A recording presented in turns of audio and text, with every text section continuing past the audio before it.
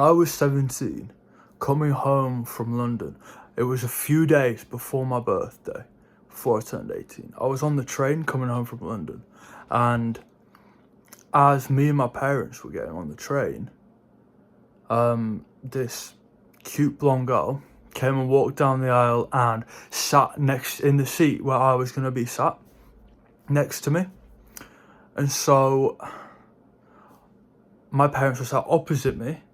Like, there was a table, my parents were sat opposite me, and I was sat on this side, on the alley, by the alley, and the girl was sat by the window. And so, as the train went, for the first few, I don't know, the first, hour or so, I didn't really look at her, I didn't really notice her.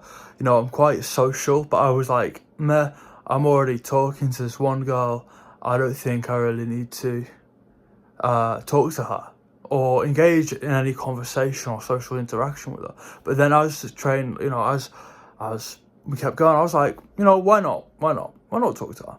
So I started talking to her. Actually, the way I actually started talking to her is I got on my phone, and I'd just been playing Crossy Road in London, and I was like, I know there's a 2-player mode on Crossy Road that I just want to play because I'm bored. I'm on a train going home from London, so I'm pretty bored, right? So I basically got my phone out, put it on the table, slid the phone across the table to her with the 2-player mode on, and I looked at her and I said, have you ever played this before? Now, obviously, I was expecting her to be like, yeah, of course. And she said, yeah. She said she played it on the TV, when people play Crossy Road on the TV. She's like, yeah, I play it with my sister on the TV. Let's call her Sophia. Let's call her Sophie. She was a blonde girl, and I met her on this train, and basically, by playing Crossy Road, allowed me to get into this conversation, and we played with each other, and I was, making fun of her a bit. She kept on dying. When she, died, I was like, oh, you're so bad, or whatever. You know how you, flirt with a girl. And then, when she started doing well, I was like, oh, you're just you just must play this game all the time. You're so good at it. I just don't play this game. Just kind of banter and flirting. And, yeah. And then she whipped out her crossword puzzle, and she's like, oh, can you help me with my crossword? And I was like, yeah, I'll help you out. And I started doing it with her. It was quite cute. She obviously enjoyed talking to me and stuff, and yeah, I think it's just an interesting story about social interaction. I don't think you should be afraid to go and talk to people. I was with this girl, and I was just casually talking to her, out of the blue. I don't know her, never met her in my life. I just saw her on a train, thought she looked pretty, and I spoke to her.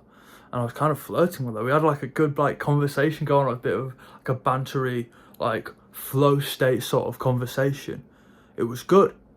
But yeah, I think that the moral is just, if you see somebody who looks interesting, maybe you see this shredded guy in the gym and you want to go and talk to him about diet or exercises or whatever, or if you see this cute girl on a train or in a library or in a cafe, go talk to her.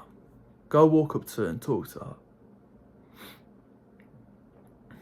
her. It's worthwhile. For one, it's good practice for socialising. For two, it makes sure that you're not a pussy who can't go and talk to people, because you need to be able to talk to people in the real world all the time.